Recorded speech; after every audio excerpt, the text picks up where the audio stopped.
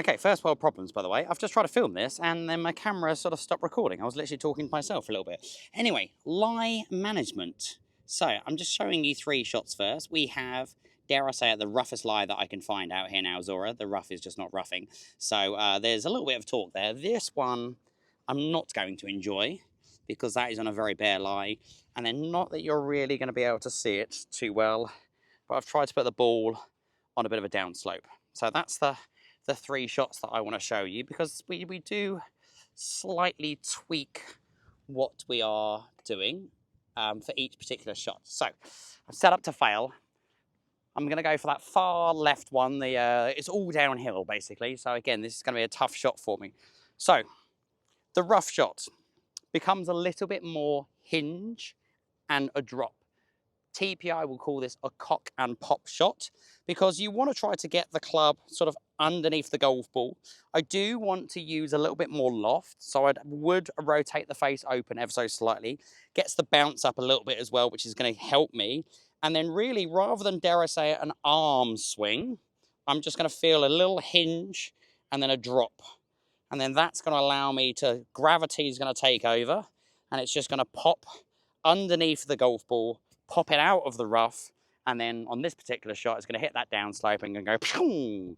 So if I get any close, I'm going to be quite impressed. So for this particular shot, the worse the lie, the more loft you need is an easy way to think about it.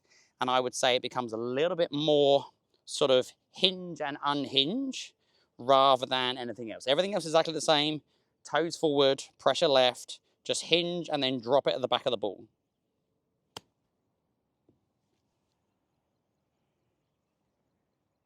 Oh, I was actually quite pleased with that. Now, I just want to check to make sure I'm still recording after my little issue earlier. Yes, I am. I don't know what happened there. So, that wasn't bad. I was quite happy with that. The bare lie. Always a little bit terrifying. So, there's 2 things that I would do. I would get not as steep compared to the rough shot. And this is where we talk about the sort of the toe down approach. So we don't want the leading edge to dig.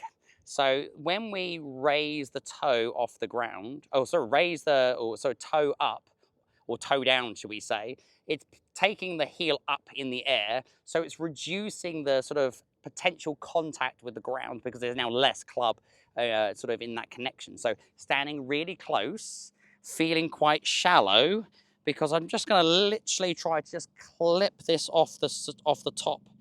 But this is a sort of shot where you want to be very careful that you are not trying to manipulate loft or trying to do something that you don't need to be doing. So just stand really close to it. This is awful, by the way. It's keeping pressure left, and then just, this nearly is like a putting stroke. Oh, I quite like that. Oh, don't hit that ball. Don't hit the ball. So it was a scary shot, I will be honest. I didn't fancy that whatsoever. I tried to reduce the amount of potential ground contact that I was going to get by getting really close to it and really raising the shaft. And I tried to be fairly shallow, just so I'm sort of over the top of the bare lie, rather than potentially getting a little bit steep into it and obviously causing the potential of bouncing off the surface or digging into the surface, depending on how soft the ground condition is. With a downhill slope, the biggest thing, or the one tip that I can really give you, is just get your shoulders matching. So what I mean by that is, when I'm standing on a flat bit of ground, my shoulders are perpendicular to the slope. That's very fancy for a Sunday morning when I'm filming this. So if I'm on a downhill slope, I need to try to match my shoulders. So my shoulder alignment is still going to be parallel to the ground, or perpendicular to the ground. I'm just creating that angle, which then means the shot is exactly the same. I'm not doing anything different. I'm not manipulating. I'm just definitely going to feel that I'm a lot more on the low side of the shot, and then trying to feel that everything stays up. Now, the other thing that I would say is very useful as a tip is that you want to feel that, I always try to tell people to chase the slope. The worst thing that you can do on this particular shot is when you start to see that it's on a down slope. Yes, it's going to reduce the loft. So you might want to go from a sand wedge to a lob wedge, or you might want to go from your 8-iron to a 9-iron, because it's going to come out lower, it's going to go out faster, etc. But the worst thing that I see is the helping up in the air. when everything goes into the trail side, and obviously this is now a lot closer to you because it's on a slope, that if you try to scoop, then you are going to hit the ground first. So if I feel that everything is very sort of low and forwards, then when I finish, I nearly want to feel that I'm going to try and keep that club head really low to the ground rather than up in the air.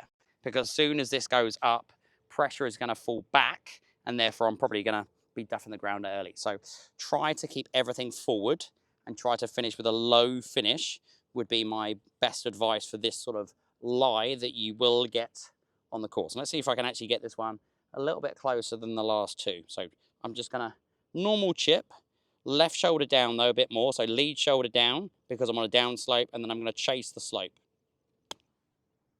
So I'm going to try and have a low finish. Will it get closer? Oh, I was getting better. So if you just give me another 7 shots and different lies, then I'll probably get closer and closer and closer and closer. So all of those I should be happy with because they were not easy situations. I've still got a chance to save my par, but there's just a couple of little tips that I would be doing if the lie requires something slightly different.